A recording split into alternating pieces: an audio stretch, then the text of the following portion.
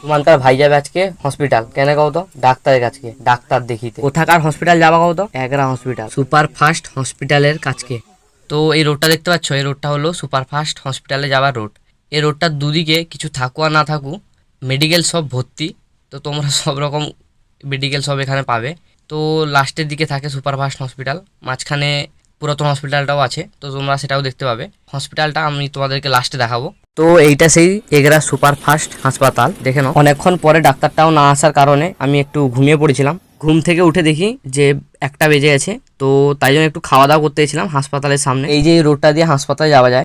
তারপরে আমরা খেতে একটা হোটেলের ভিতরে ঢুকলাম। হোটেলের ভিতরে ভিড় তো অনেক হয়েছে, কিন্তু অনেকক্ষণ বসে থাকার পরও খাবার সার্ভ করেনি। বসে থাকার পর তারপরে খাবার সার্ভ করলো।